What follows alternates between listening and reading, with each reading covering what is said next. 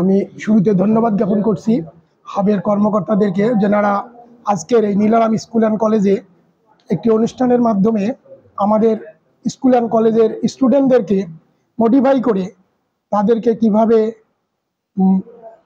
Develop করা যায়, কিভাবে স্কিল ডেভেলপ করা যায়, কিভাবে উপস্থিতি বাড়ানো যায় এবং শিক্ষায় কিভাবে মনোযোগী হওয়া যায় এ ব্যাপারে অত্যন্ত সুন্দর এবং সুচারু বক্তব্য দিয়েছেন।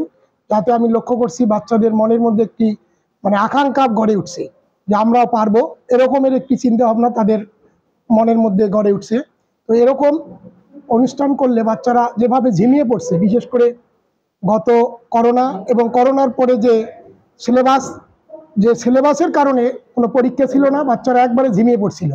তো এখন আমাদের যে সিলেবাস ডেভেলপ করতেছে, এভাবে যদি আমরা এভাবে বাচ্চাদেরকে যদি আরও ডেভেলপ করে তুলি, তাদেরকে যদি এভাবে আমরা একটু উৎসাহিত করি, তাহলে আমার মনে হয় উপস্থিতি বাড়বে এবং তাদের কেরিয়ার গঠনের জন্য তারা নিজেরা এটাকে ডেভেলপ করার জন্য আগ্রহী হয়ে উঠবে।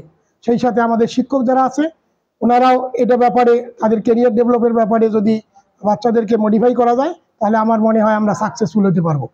আর আমি একটি কথা বলবো যে আমাদের বাচ্চারা এখন বিশেষ করে ইঞ্জিনিয়ারিংয়ে সারা পৃথিবীতে 1 নম্বরে। যদি এই সিলেবাসকে যদি স্মরণ করে বাচ্চাদেরকে যদি আমরা মানসিকভাবে গড়ে তুলতে পারি, দেশে যদি কর্মসংস্থান নাও হয়, বাইরের দেশে যা তারপরে তারা কিছু ডেভেলপ করতে পারবে। শিক্ষার কারণে তারা অন্য দেশ থেকে আমাদেরকে রেমিটেন্স পাঠাইতে পারবে, যেটা রেমিটেন্স যোদ্ধা হিসেবে তারা স্কিল হ্যান্ড হবে। বিশেষ করে যে আমরা যে লক্ষ্য করছি ফ্রিল্যান্সিংয়ের ব্যাপারে আমাদের বাচ্চারা এত বেশি অগ্রসর হয়েছে। আমার যে ছেলেটা ইউনিভার্সিটিতে পড়ে, দেখি যে আমার কাছে মাঝে মধ্যে খরচ নেয় না, কেন?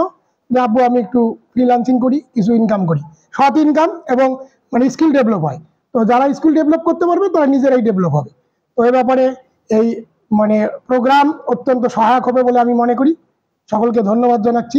এরকম আরও প্রোগ্রাম আমাদের স্কুলে অন্য স্কুলে করলে আমার মনে হয় স্টুডেন্টরা আরও ডেভেলপ হবে। সবাইকে ধন্যবাদ।